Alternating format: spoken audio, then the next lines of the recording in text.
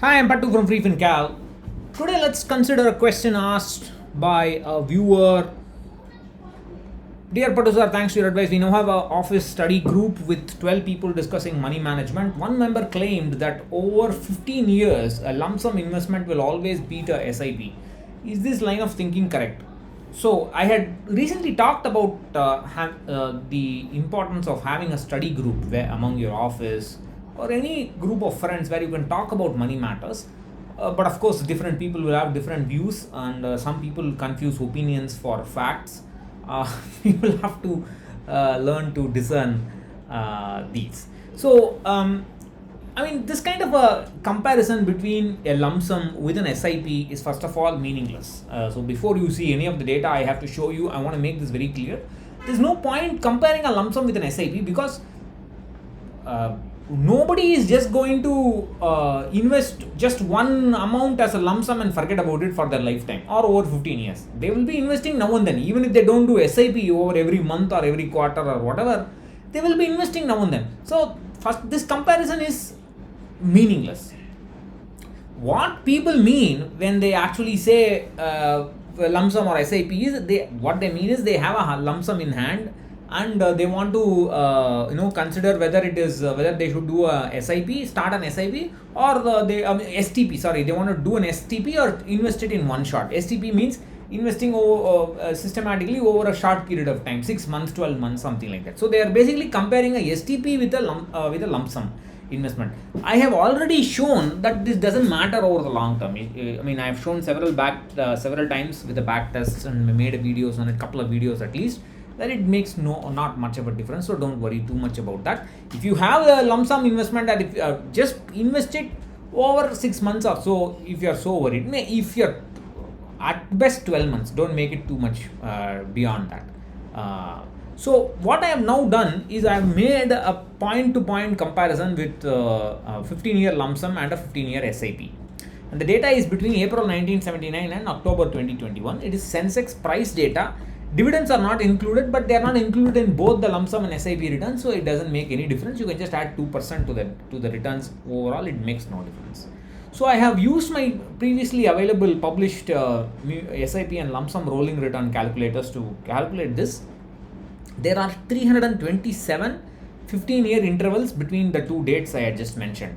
So, and I have also compared the same starting point and the same ending point. So, for example, you can see from 3rd April 1979 to 4th April 1994. That is the first 15-year window.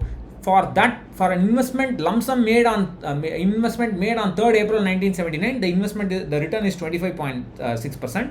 For an SIP, monthly SIP between these two dates, the return is 28.4%. Of course, you have to assume that the total investment made is the same in both. Otherwise, wherever you put in more money will have a higher corpus. So that is a different matter. That is the reason why I kept saying there's no point comparing a lump sum and SIP, because there's no way the total investments will be the same. So, but even though this comparison is meaningless, I want to show this because it can, it can provide you an understanding of the basic market game. So these are some sample data points here. You can see that. So I've done it up to 1st October 2021. Now this is the full 373 points. The black line is the Sensex.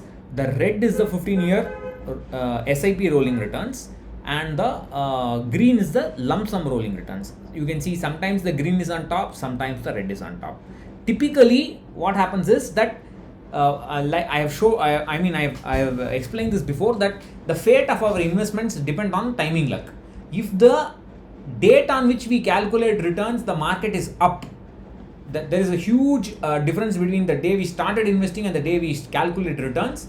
That is, the momentum is very high on the date of calculating the returns, then typically lump sum does better. And if the momentum is not as much, then typically SIP does better. Of course, there can be exceptions. So basically it's 50-50. 52% of the times lump sum has done better, roughly, out of this sample of 373. So this is the biggest message I want to convey. Whether you compare lump sum versus SIP, lump sum versus STP, timing the market versus buy and hold, large cap versus mid cap versus small cap, active fund versus passive fund, Sensex versus S&P 500, Nasdaq 100, whatever. Sometimes one will work, sometimes something else will work. Nothing will work all the time. This is the most important life lesson that we must learn with respect to the capital markets. So the lump sum return has given a higher the lump sum return has been higher for 173 out of 327 windows. That is basic, exactly 52%. So it's like a coin toss, 50-50. Sometimes lump sum, sometimes SIP. Of course, practically this is of no importance. But you must understand that you should not say like SIP is always better. Some people claim that SIP is always better. They just don't even understand the context. They will straight away say SIP is better without thinking. That doesn't often work. It depends on the market momentum. If the market is up, when you calculate returns will be up. When the market is down, if you calculate returns, the return will be down. As simple as that. SIP doesn't do any magic about reducing risk, return, or nothing. So, if you have a lump sum, spread it over a few months and invest. If you have if you receive money monthly, invest it. Whatever you do, just invest it. Don't waste time worrying about whether market will come down, whether market will crash next month, 2 months later, and so on. All those is a waste of time. There is no magical way for you to find out some ideal way to get more returns or reduce risk and so on. It just doesn't work. Just keep investing as soon as you get the money.